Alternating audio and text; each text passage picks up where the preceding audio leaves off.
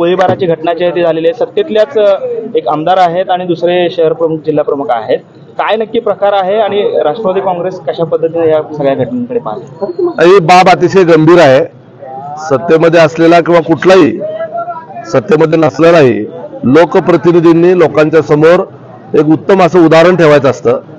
कायदे मंडळामध्ये जे लोक प्रतिनिधित्व करतात ज्यांच्यावर कायदे बनवण्याची जबाबदारी आहे त्यांनी जर अशा पद्धतीनं कायदा हातात घेऊन कृत्य केलं तर सर्वसामान्य माणसाला त्याच्यातून अतिशय वाईट मेसेज जातो. राष्ट्रवादी काँग्रेस पार्टीची या संदर्भामध्ये अतिशय स्पष्ट भूमिका आहे की या देशामधला एखादा लोकप्रतिनिधी असो किंवा सर्वसामान्य नागरिक असो, कुणीही कायदा हातात घेतला नाही पाहिजे. शांततेच्या मार्गानं, लोकशाहीच्या मार्गानं, कायद्याच्या चौकटीत राहून आपलं वर्तन आणि वर्तणूक असली पाहिजे. यामध्ये निश्चितपणे ज्या लोकप्रतिनिधींच्या संदर्भानं आपण बोलताय त्यांची या संदर्भातली गंभीर अशी ती चूक आहे, तो अपराध आहे. आणि मला वाटतं राज्याचे गृहमंत्र्यांनी या संदर्भामध्ये ठोस पावलं उचललेली आहेत आणि जी काय घटना आहे त्याची चौकशी होऊन योग्य ती कारवाई त्या ठिकाणी होईल. अत्यंत दुर्दैवाची बाब म्हणजे ज्या पोलीस स्टेशनमध्ये जिथं सुरक्षितता मागण्याच्या करता नागरिक जातात त्याच पोलीस स्टेशनमध्ये अशा पद्धतीची घटना घडणं हे महाराष्ट्राला शोभणारं नाही. आणि मला वाटतं याची राज्य सरकारनं गंभीर दखल घेतलेली आहे.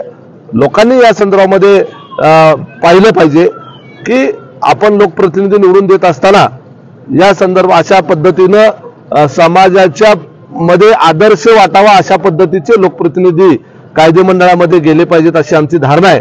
व्यक्तिशः कुणाला कुठल्या पक्षात कोण आहे याच्या संदर्भामध्ये टिप्पणी करण्यापेक्षा सर्वच राजकीय पक्ष असतील त्यातले लोकप्रतिनिधी म्हणून जे कोणी असतील त्यांनी एक साधन सुचिता बाळगण्याची अत्यंत आवश्यकता असते.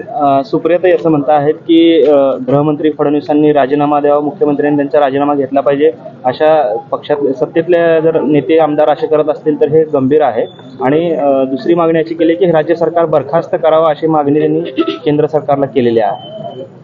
कुठला विषय कुठं जोडताय म्हणावं? सुप्रियाताईंना त्या देशाच्या खासदार आहेत, संसद रत्न आहेत, कधीतरी देशाच्या प्रश्नावर पण बोलत चला. आणि यामध्ये गृहमंत्र्यांनी राजीनामा द्यायचा प्रश्न कुठे येतो? गृहमंत्र्यांनी सांगितलं का आमदारला गोळीबार कर म्हणून?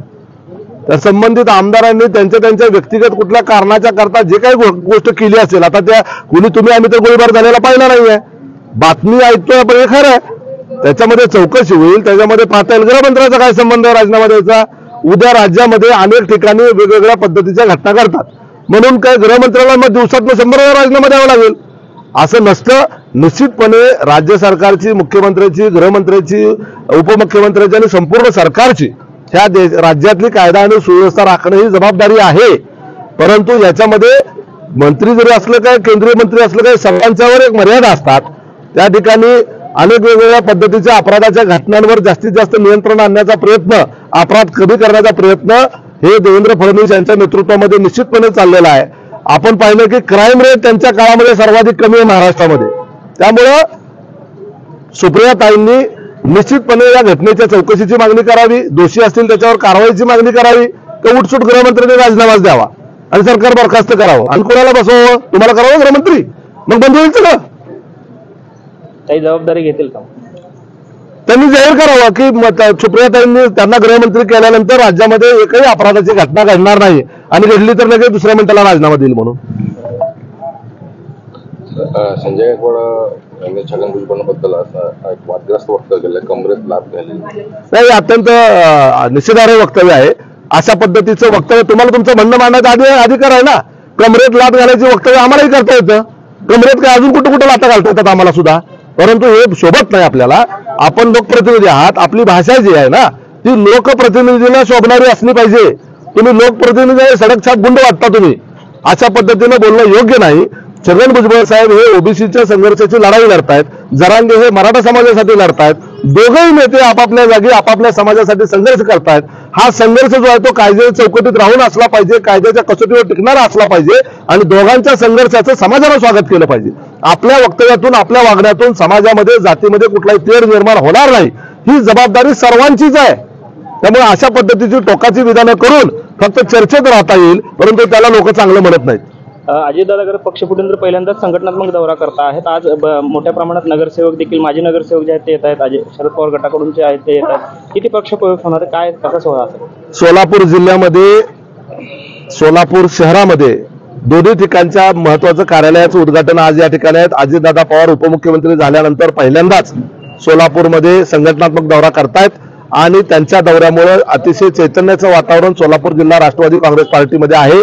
तसंही संपूर्ण पश्चिम महाराष्ट्रामध्ये जयंत पाटील सोडले तर एकही महत्वाचा नेता पवार साहेबांच्या सोबत किंवा त्या गटासोबत राहिलेला नाही. सर्वांनी अजितदादांचं नेतृत्व स्वीकारून, सोलापूर जिल्ह्यासकट सर्वांनी अजितदादाचं नेतृत्व स्वीकारलेलं आहे. विकास करणारा, काम करणारा आणि झटपट निर्णय घेणारा नेता म्हणून आणि आपलं भविष्य विचारात घेता सोलापूर शहरातल्या अनेक नगरसेवक अजितदादांच्या सोबत राष्ट्रवादी काँग्रेस पार्टीमध्ये प्रवेश करण्याचा निर्णय घेतलेला आहे. आणखी खूप मोठी नावं ठिकाणी पाहायला मिळतील. उद्या महानगरपालिकेमध्ये राष्ट्रवादी काँग्रेस पार्टी एक हाताने सत्तेत येईल एवढी ताकद या शहरामध्ये तयार होऊ शकते. अशा पद्धतीचे प्रवेश आमच्या पक्षामध्ये भविष्य काळात होणार आहे. प्रवेश झाल्यानंतर तुमच्या लक्षात येईल. दिलीप माने आणि अजितदादांचे अतिशय मैत्रीचे संबंध आहेत. दोघांचं अतिशय सलोख्याचं नातं आहे. आज दिलीप माने साहेबांच्या घरी अजितदादांचं स्नेहभोजनाचं त्या ठिकाणी त्यांनी निमंत्रण देखील दिलेलं आहे. दादा देखील त्या ठिकाणी जाणार आहेत. याचा अर्थ त्यांचा राजकीय भूमिका, प्रवेश वगैरे याच्या संदर्भामध्ये आताच काही तसा निर्णय झालेला नाही.